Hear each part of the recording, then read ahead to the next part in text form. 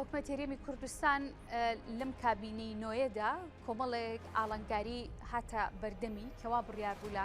چەند وەزارەتێکیشە چاکسازی بکرێت و گۆڕانکاریەکانی تایبەت بە پاشەکەوتی موچە و گەڕانەوەی پاشەکەوتی موچە و کۆمەڵێک پرسی دیکە هەتا ئێستاش بە معەلەقەی و هەڵواسرایی ماوەتەوە کە چارەسەریان بۆ نەکراوە. لە نێویشیاندا یەکخستنەوە و ڕێکخستنەوەی وەزارەتی پێشمەرگە هێزەکانی پێشمەرگەیە و چاکسازیانی کە پێویستە لە وەزارەتی پێشمەرگەدا بکرێت. بەدیاریکراوی لە نێو پەرلەمان لە خولی پێنجەمدا کە ئێستاوا دەکەی تەواو بووە وەکو لیژنەی تایبەت بە پێشمەرگە وەکو پەرلەمانی کوردستان چ پرۆژە یاسایەکیان پێشکەش کردووە کارەکانیان چی بۆ ئەوەی کە کار بۆی خستنەوەی ئەم وەزارەتە بکرێت و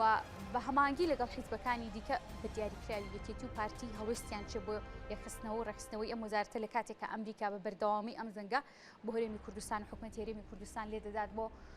یەکخستنی هێزەکانی پێشمەرگە لەسەرم بابەتە لەگەڵ بەڕێز عوسمان سێدەری ئەندامی خولی پێنجەمی پەرلەمانی کوردستان لێرە ئامادەی هەیە میوانەکەم گفتوگوی زیاتی لەگەڵدا دەکەم. کاک عوسمان بەخێر بێ، زۆر سوپاس بۆ ئامادەبوونت. یعنی ئەمە چەند جارێک و چەند ساڵێکە کە ئەمریکا داوا دەکات کە هێزەکانی پێشمەرگە یەک بخرێنەوە. دوێنێش بینیمان کە سەرۆکیەتی نیشتیمانی کوردستان کۆبوونەوەیکی تایبەتی کرد لەگەڵ هێزەکانی پێشمەرگە و لەگەڵ نوێنەری ئەمریکاش بە هەمان شێوە. ینی کەی هەوڵ دەدرێت گۆڕانکاری و ئەم چاکسازیانە بێنە پێشەوە بکرێت. زۆر سپاس. دیارە لێرەوە سڵاو ڕێزم هەیە بۆ هێزی پێشمەرگەی کوردستان. ئێمە تەبعەن وەکو خولی پێنجەمی پەرلەمانی کوردستان لیژنەی پێشمەرگە من وەکو جێگری سەرۆکی لیژنەی پێشمەرگە لەگەڵ هاوڕێکانمان دیارە هەر لە سەرەتای دەست بەکاربوونمانەوە ئێمە لە هەوڵەکانمان بەردەوام بووین. هەوڵی زۆرمان داوە لەگەڵ هاوپەیمانان چەندین جار کۆبووینەوە لەگەڵ لیژنەی ڕێخستنەوە و یەخستنەوەی چاکسازی هێزی پێشمەرگەی کوردستان چەندین جار کۆبوونەوەمان ئەنجامدا لەگەڵ وەزارەتی پێشمەرگە. ئێمە پاڵپشتی تاوامان هەبووە بۆ ئەوەی باوەڕمان بەوە بۆ بێ هێزی پێشمەرگەی کوردستان یەک بگرێتەوە.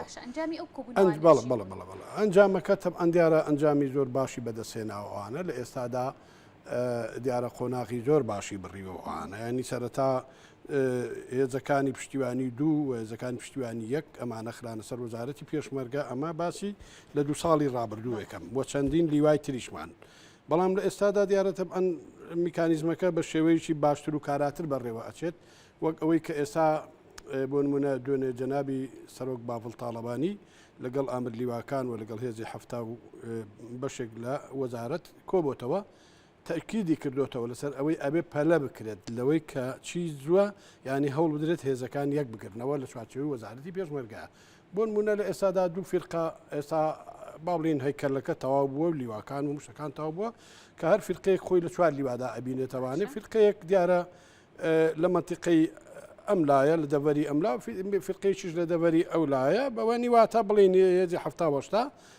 هەر یەکە فیرقەیەکیان بۆ تەشکیل کراوە. ئێستا بەڵێ یەکی یەک فیرقە بەڵێ. بەڵام ئەم دوو فیرقەیە بە خۆشحاڵیەوە خۆناغەکان گەیوەتە ئەوەی قۆناغی کۆتایی و تەنها ئەوەی ماوەتەوە لیست و قایمەکانیش چۆتە بۆ وەزارەتی پێشمەرگە ماوەتەوە موچەکانیان بۆ سەر بکرێت لەسەر وەزارەتی پێشمەرگە کە ئەمەش هەموو ڕێکارەکان تەواو بۆ وردبینی شتەکان هەمووی تەواو بوو کە ئەمە خاڵێکی جەوەری گرنگە. و لە هەمان کاتیشدا ینی تەشکیلەکە بەم شێوەیە ینی دیارە دوو فیرقەی تریش بەڕێوەیە. بەڵام ئەو دوو فیرقەی تر تەبعەن زەمینە سازی ئەبێ بۆ بکرێت. دوای ئەم دوو فیرقەیە ئەو هێزانەی ترماونەوە لەبەر فیرقەیەک ئەبێت چوار لیوا بێت. هێزەکانی ئێمە تەبعەن زۆر لەوە زیاترە لەبەر ئەوە لە ئێستادا دیارە ئەو دوو فیرقەیە وەکو باسمان کرد تەواو هەیکەلە و لیواکان و شتەکانی تەواو بۆ ماوەتەوە موچەکانیان لە وەزارەتی پێشمەرگە بۆ سەر بکرێت و ئەوانە. بەڵێ وە دوای ئەوەش هێزەکانی ئێمە بەو حکومەی دیارە هێزی پێشمەرگەی کوردستان هێزێکە لە شاخەوە هاتووە و هێزی هەفتا هۆشتاش نی حسابکە هەر ئەو هێزە شۆڕژ جێڕەیە کە لە شاخەوە هاتووە ئێستا بەشێکی زۆری تەمە ناڵێم هەمووی بەشێکی ئەو هێزەی تیاماوە کە لە شاخەواتەوە بەشێکی تریشی بە شێوەیەکی ترە. دیارە ئەوانەی بە تەمەنەکانن ئەوانەی کەوا هیلاک بوون لە پێشمەرگایەتیە خەباتێکیان کردو هیلاک بوون یا توانای ئەویان نەماوە ئەوانە ناخرێنە سەر فیرقەکان ناخرێنە سەر وەزارەتی پێشمەرگەخانن چین ئەکرێن و لەسەر هێزێکی احتیاط ئەهێڵێنرێنەوە. عنی واتە هێزێکمان ئێمە دوو هێزی وەزارەتمانەوە هێزێکی احتیاتیش ئەبێ بۆ ئەوەی کە ئەو هێزە احتیاتە بتوانرێ بە تەمەنەکان تیا بمێنەوانی. ئێمە وەکو کوردستان معارزین بۆ ئەوەی لە هەر حاڵاتێکە تووشی هەر مسیبەت و بەڵایەکی تری گەورەی وەکو شەڕی داعش و بگرە ئەوانی تریش ببین. لەبەرەوە ئەم هێزە هێزێکن خبرێکی زۆریان هەیە ناکرێت یەکسەر تۆ بڵێ بڕۆ بۆ ماڵەوە تەمەنت هەیە خانشین ببە و تەواو لەبەر ئەوەی دیارە ئەمانیش بە شێوەیەک لە چواتەوەی تەشکیلاتێکان ڕێک ئەخرێنەوە و حاڵاتی پێویست بۆ ئەوی بتوانرێت سوودیان لێوەربگرێت بەڵام هێزێک سوودیان لە ڕووی پلانی استراتیژیەوە سوودیان لێوەردەگرن ئەمانی کە بەڵێ تەبعاً ئاوا هیچ بەڵام بەنسبەتی هێزەکەی ترەوە ئەو هێزە ئەوانەی کە گەنجن ئەوانەی توانیان باشە ئەنی توانای خزمەتکردنیان هەیە و ئەمانە هەر هەموو ڕێک خراوە مەشقیان پێکراوە ئێستا بەشی زۆری دوای مەشق پێکردنیان هەموو لە چوارچێوی فەوجەکان و سرێکان و فەسیلەکان و وە لیواکاندا ڕێکخراونەوە کە ڕێکخراونەوە ینی ئەوە نییە بڵێم هەروە ترین بخرێتە ڕەمەچی بخرێن سەر ئەوێ ینی حساب کراوە هێزەکان ینی هەموو ئەو هێزە کاراو چالاکەیە کە لە دوی جەستەیەوە لە ڕووی تواناوە و ڕووی تەمەنەوە تەمەنی گونجاوە خزمەتکردن ئەم هێزانە هەمووی ڕێک خراونەوە مەشکان پێکراوە و خراونە سەر وەزارەت و ئێستا حالیان ینی دەتوانین بڵین ئەو قۆناغێکی زۆر زۆر باشی بڕیوە تقریبان توان بڵێن بەرەو قۆناغی کۆتایی ئەڕوا من هەوڵ دەدەم کە قۆناغ بە قۆناغ باسی لێ بکەم بەس لە پرسیارێکە لە قسەکانی جنابتەوە پرسیارێکم بۆ دروست بوو ئەوش باسی کرد کە فێرقە دروست دەکرێت لە هێزێکی فێرقەیەک لە هێزەکانی هەفتا لە هێزەکانی هەشتا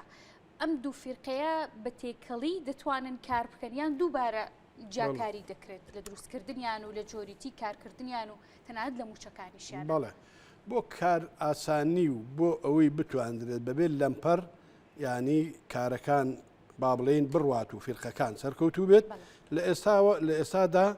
ئەلەل ئەکسەر ئەم دوو فیرقەیە ئەلە لەکسەری پێک دێت لە هێزی بۆن منە ئەم لە هەفتا ئەو لە شەشتا بەڵام لەسەر کوێ لەسەر وەزارەتی پێشمەرگە لەبەر ئەوە بۆ ئەوەی کە بەڵام ئەم قۆناغەکەەوە ئەم لەم قۆناغەیە لەوانەیە تەبەن لە قۆناغی دواییەگرتنەوە ئەوە ئەو کاتە احتمال هەیە ئەمەش نەمێنێ چۆن دەڵێ تێکەڵ بکرێن و ببن بە سوپایەک کە سوپای یەکگرتووی کوردستان کە ئێمە هەمومان ئامان زمان ئەوەیە لەبەر میلەتەکەمان پێویستی بە ئەوە هەیە پێویستی بەوە هەیە یەک سوپای یەکگرتووی هەبێت و ئەوانە لەبەر ئەمە خواستی هاوپەیمانانیشە بەڵێ هاوپەیمانانی چەند جار لەگەڵیان کۆبووینەوە زۆر جار گلەی و گازندەشیان بووە لەبەرەوەی کە پرۆسەکە بە سستی ئەڕوات بەڵام ئێمە دیارە پاڵپشتیمان کردوون و ئەوانیش لە بەخەمەوە هاتنیان بووە بۆ هەرێمی کوردستان و ئەوە لەبەر ئەوە ئەوان تاکیدیان لەسەر ئەوە کردووەوە بە تایبەتیش بەردەوام لەگەڵ هەردوو گلایانی یەکێتی نیشتیمانی کوردستان و پارتی دیموکراتی کوردستانیش کۆبوونەوە بۆ ئەوە کە ینی هەوڵ بدرێت پرۆسەکە خێراتر و باشتر بڕوا هەرچەند بەداخەوە ماوەیەک پرۆسەکە ینی چۆن دەڵی باش نەئەڕۆیشت بەڵام ئێستاکانە من هەز دەکەم گروتاویی زۆر باشی هەیە و بەرەو خۆناغێکی زۆر باش ئەڕوا باشە من لە قسەکەی جەنابتەوە وەری دەگرمەوە کە باس لەو کرد چەند جارێکە پرۆسەکە بە خاوی چاکسازیەکە بەڕێوە دەچێت چەند جارێک هاوپەیمانان داوایان کرد بەڵام مر بە خاوی بەڕێوە چووە هۆکاری ئەم خاوی سیستیە چییە و چەند ساڵێکە حکوومەتی هەرێمی کوردستان وەزارەتی پێشمەرگە لە بەردەم ئەم چاکسازیە یعنی ئەمە هەوڵێکی زۆرتریەوێ ڕەنگە تۆزێک لە کێشەکانیشی زیاتر قوڵ کرد بێتەوە وەستانی لە کارەکانی وەزارەتی پێشمەرگەیە دروست بوو بێت هۆکاری ئەو سیستیە چی بوو تا ئێستا بەداخەوە توانین بڵین دۆخی ناسەقامگیری سیاسی و بە تایبەتیش لە بینی یەکێتی پارتیا بزات بێمتمانەی ئەمە وای کردووە کە پرۆسەکە هەندێک جار بوەستێەوە هەندێک جار بە خاوی بڕوە و هەندێک جاری گروتاویشی باشتری هەبێتوانە لەبەرەوە لە ئێستادا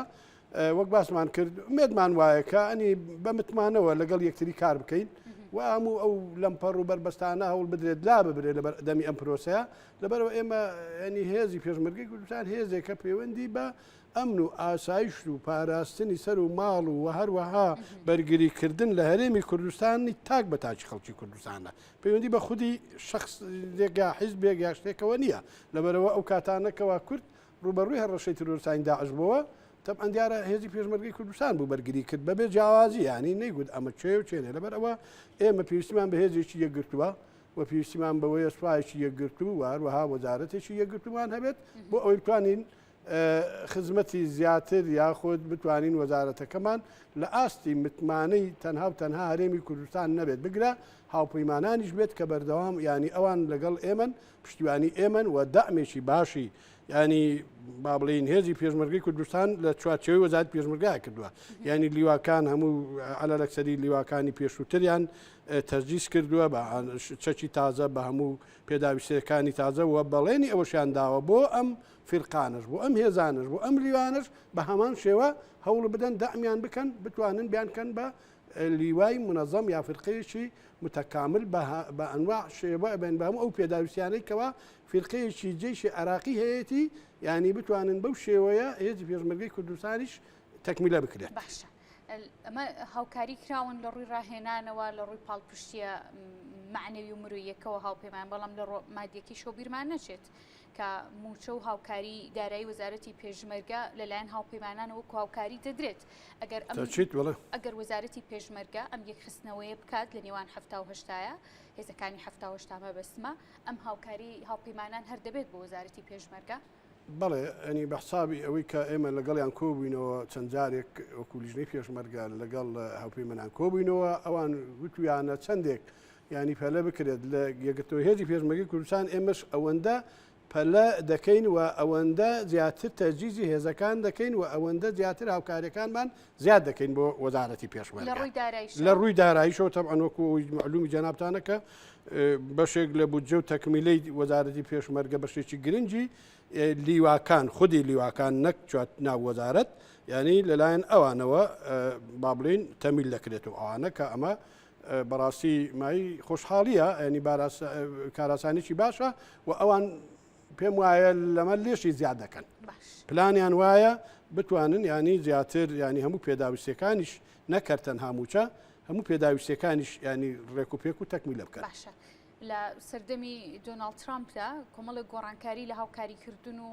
وجودی هاوپەیمانان و ئەمریکا لەناو عێراق و هەرێمی کوردستان کەم بووە دیارە بەشێک لە هێزەکانیشیان زۆربیان کشاندەوە. ڕوونتر دەمەوێت بزانم لە ڕووی ڕاهێنانی سەربازیەوە هاوپەیمانان تا ئێستا بەردەوامن لە ڕاهێنانکردن بە هێزەکانی پێشمەرگە. بەڵێ تا ئێستاکانە هاوکارن و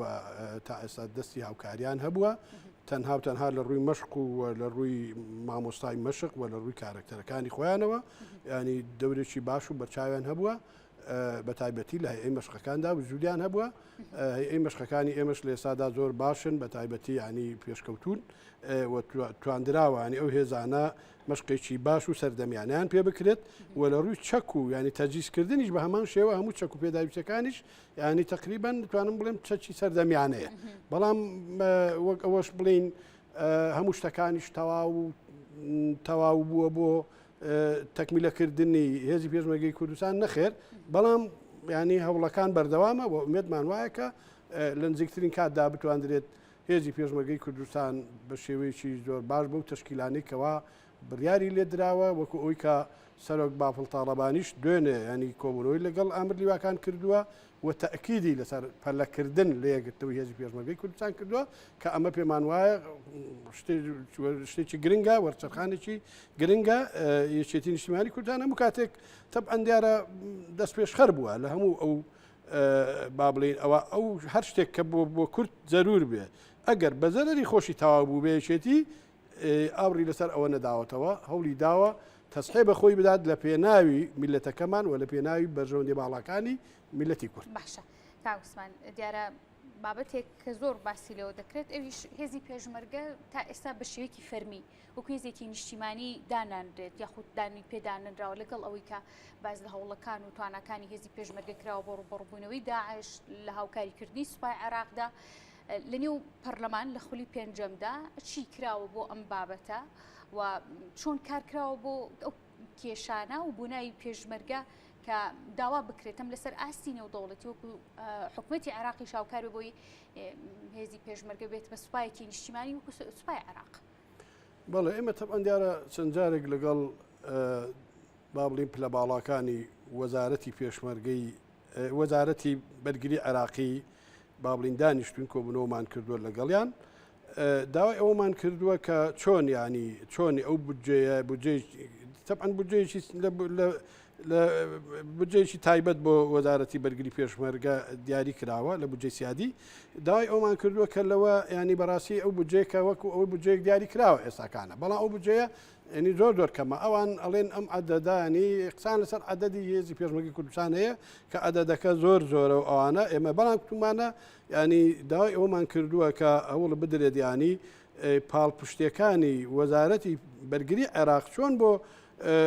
لیوا و فەوج و فیرقەکانی خۆیان هەیە ئەوە بۆ هێزی پێشمەرگی کوردستان بەو شێوەیە هەبێت و ئەوانە وە قسە و توێزمان هەبووە لەگەڵیان و ئەوانیش لێک تێگەیشتنێکی باشە بۆ لەو قۆناغشدا و ئومێدەوارین لە ئایندەدا لیژنەی بەرگری و ئاسایش بە تایبەتی ئەو برایانەی خۆمان کە لەوێ ینی لە ئەو لیژنیان بتوان ئەم بابەتە بجۆڵێندرێت بۆ ئەوەی بتوانێت لەو چەک و تەقەمەنی و تەجیزاتانەی کەوا دێت دەکردرێت بتوانرێت حسەیەک نسبەیەکی بۆ هێزی پێشمەرگەی کوردستان دیاری بکرێت کە ئەمە حەقێکی ڕای خۆمانەوە هێزی پێشمەرگەی کوردستانیش تەبعەن دیارە هێزێکی نیشتیمانیە و هێزێکە سەلماندوویەتی وەک ئەوەی نەکرد تەنها بۆ عێراق تەنها بۆ خەڵکی هەموو جیهانیشمان سەلماندووە کە ئێمە جاران ناوی پێشمەرگە ینی بەداخەوە هیچ کەس نێ هەر ناوێک بوو توان بڵێم ناوێکی زۆر نامۆ بوو بە نسبەتی دەوڵەتان ینی ئەوروپا و ئەمریکا و وڵاتان ئێستا کە لە هەر وڵاتێک ینی من برادرم بێشکدە چوە بۆ عیلاج بۆیە لە وڵاتانە کە ناوی ئەوەیە ناوتوتیم پێشمەرگەم داشکانیان بۆ کردووەکە ئەمە مای شانازیە کەوا بێ ناوی پیرۆزی پێشمەرگە ینی سەدایەکی زۆر باش بە تایبەتی لە دوای شەڕی ترۆریستانی داعش کە ئەم شەڕا تەنها شەڕێک نەبووە ئێمە بۆ بەرگریکردنمان کرد بێت لە خەڵکی کوردستان شەڕێک بووە شەڕی بەرگریکردن بووە و پارێزگاریکردن بۆ لە تاک بەتاج خەڵکی جیهان بۆ تەبعەن ترۆریستانی داعش هەڕەشە بوون لەسەر هەموو جیهان لەبەر ئەوە ناوناوبانجی پێشمەرگە ناوناوبانجێکی زۆر بەرزە و زۆر پیرۆزە لە پەرلەمان چی کراوە بۆی بە هێزێکی نیشتیمانی بناسرێت کاری لەسەر کرا لە پەرلەمان تەبعەن بەڵێ بەتەچید ینی چەندین کاری لەسەر کراوە و چەندین جار ئێمە ینی لە کۆبوونەوەکانماندا ئەو وەفتانی کە هاتوون لەگەڵیان دانیشتوین و ینی هەر خۆی وەزارەتی پێشمەرگە خۆی لە خۆیدا ئەمە تر ینی کە ئێمە وەزارەتی پێشمەرگەمان هەیە کەوا بێ ئەمە ینی ئەم دامەزراوەیەکی گەورە و گرنگ و ئەتراف پێکراوە لەبەر ئەوە ئەمە بەپێی دەستور هاتووە پێشمەرگە بەپێی دەستور ینی بەشێکە لە مەنزومەی بەرگری عێراق لەبەر ئەوە توانین بڵین لە زۆر حاڵاتدا ئێمە لە سوپای عێراق بەهێزتر بووین بەتواناتر بووین هەرچەندە بەداخەوە لەگەڵ ئەوەشدا ئێمە ناڵێن ینی کەم و کوڕیمان نەبووە هەبووە و لەمپەڕی زۆر هەبووە و کێشەی زۆر هەبووە کێشە سیاسیەکان تەسیری هەبووە کێشە ئیقلیمیەکان تەسیری هەبووە لۆجستیەکان تەسیری هەبووە بەڵام لە هەمان کاتیشدا توانین بڵین هێزێکمان هەیە تا ئەم دەقێت توانی بەرگریکردنیی باشی هەیە ئێمە دەستخۆشیان لێ ئەەکەین لە برا ئەفسەرەکان لە برا پێشمەرگەکان لە هەر هەمویان بۆ ئومێدەین کە ئینشاءڵڵا ئێمە بین بە خاوەنی سوپایەکی دوو پرسیارم ماوە هەوڵ دەدەم ئەو کاتی کە لە بەردەستمدا ماوە لە کاتی بەرنامەکەش لادەم ئاراستە بکەم کاک عوسمان ئەویش باس لە ژماری زۆری هێزی پێشمەرگە کرد ژماری وەهمی هەیە تا ئێستا لەنێو وەزارەتی پێشمەرگەیە لەناو هێزی پێشمەرگەیە ژمارەیەکی وەهمی هەبن کار نەکەن لەناو وەزارەتینی پێشمەرگای ناویان هەبێ بچی وەزارەتی پێشمەرگە وەربگرن بەڵێ بەتەچید دیارە ئێمە چەند جار لەسەر مەسائلی کەوەی پێی دەگوترێت پەنادیوار با بڵێن بە کوردی ینی کوردیەکەی خۆمان وایە ئەمە هەبووە هەم حاڵاتە هەبووە کە هەبووە ئێمە هەوڵمانداوە هەوڵەکانمان زۆر سەر کردوێتەوە چەند جار ئێمە کولیژنەی پێشمەرگە چەند جار خۆمان سەردانی مەیدانیمان کردو بۆ ناو فەوجەکان بۆ لیواکان و لە ئەو کاتانەیە ینی توانم بڵێم دەوری باشمان هەبووە و هەندێک حاڵاتیش هەبووە کە ئێمە بەرچاومان کەوتویان بەردەوام پێشمەرگە تەلەفۆنی بۆ ئێمە کردووە پێشمەرگە چاوکراوەیە ئێستا چاوپۆشی لە کەس ناکە ینی پێشمەرگە لە فەوجێکەوە تەلەفۆنی بۆ ئێمە کردوێتی فلان ئەمانە داوام ناکەن فلان فیچار داوام ناکەن لە فلان فەوجە لە فلان دیوایە لەبەر ئەوە لێرەشەوە من جارێکی تر داوام لێرز پێشمەرگەی کوردستان هەیە بەو شێوە چاوکراوە من چاوپۆشی نەکەن لە هیچ کەسێک لە هیچ کەسولایەنێک ئەگەر خەڵکێکی هەبێت پەنای بدات داوامی پێ نەکات بە هەر ڕێگایەک لە ڕێگاکان بێت ئەبێ هێزی پێشمەرگەی کوردستان ئەوە بزانن کە ئەو لە ماڵەوەیە ئەرکەکەی ئەو ئەبێ جێبەجێ بکات لەبەر ئەوە با قبول نەکا ئەرچی ئەو جێبەجێ بکات لایەنە پەیوەنددارەکان ئاگادار بکاتەوە وەکو ئەوی کە جەنابی معلومت هەیە کە جەنابی سەرۆک بابڵ تاڵەبانی لە ڕێی پەیوەندیکردنەوە ئەوەیەکی کردوێتەوە نی کۆڵ سنتەرێک بەڵێ کۆڵ سنتەرێکی کردوێتەوە کۆڵسەنگە توانن لەو ڕێگاشەوە پەیوەندی بکەن بەوەی کەوا هەر کەسێک غەدر لە پێشمەرگە ئەکا هەر کەسێک پێشمەرگە پەنا ئەدا ئەتوانن پەیامەکانیان بگەێنن بەو شێوە دڵنیاشمەوەی سەرۆک بافڵ بە هیچ شێوەیەک چاپۆشی لەو کەسانە ناکات لە هەر پلە و پای و پۆستێکدا دوا پرسیارم ئەگەر جنابە ئاگدار بیت و شارەزایی هەبێت لەسەر ئەوەی کە ئەو هێزی پێشمەرگە لە پاژەوەی کە ڕێک دەخرێتەوە ناوەکەی دەبێ بە چی گۆڕانکاریکی بەسەر ئێستا 1970 دواتر بێ بە چی زین چۆنە ئێمە کاتی خۆی حقەتان من خۆم ئەو کاتە لە ساڵی 92 لە یەکەمین هەڵبژانی پەرلەمانی کوردستاندا من خۆم ئەو کاتە پلەم جێگیری فەوز بووە جێگیری فەوزی سێ بووم لە لیوای 22 لە سنووری دووکان با بڵین ئێمە ئەو کاتە پێمان ئەگوت سوپای یەکگرتووی کوردستان سوپای یەکگرتووی کوردستان کە پێم واجە جوانترین ناوە ینی ئەتوانین ئێمە ئەو نازناوە جارێکی تر بژێڕینەوە کە ئەو کاتە هەمومان لە ناو یەک سوپایە هێشتا بەس لە ناوەکەی نەکراوە یەکلای نەکراوەتەوە ینی وەزارەت هەیە خۆی ئێستا حقەتەکە ئەوەیە بەڵام ئەتوانین ئێمە بڵین سوپای یەکگرتووی کوردستانیش ناوەکو ناوە عامەکە بەڵام لە هەمان کاتدا ئێساکانە بڵین وەزارەتی پێشمەرگە هەیە کە باسمان کرد ئەو دامەزراوە یا وەزارەتە وەزارەتێکە ئیتر ئەوە تعبیر لە هەموو بڕیارەکان لە هەموو ڕێنماییەکان و ڕاستەکردنی هێزی پێشمەرگەی کوردستان دەکات. من زۆر سوپاس دەکەم کە لە بەرنامەکەمان و لە کورسات نیوز ئامادەیەوە بۆ کاگوسمان زۆر سپاس بۆ جەنابتان زۆر سپاسان دەکەین چاوان دووبارە سپاس بۆ بەڕێز عوسمان سێدەری ئەندامی خولی پێنجەمی پەرلەمانی کوردستان کە لێرە ئامادەیە بۆ ماندوونە بن دووبارە کاگوسمان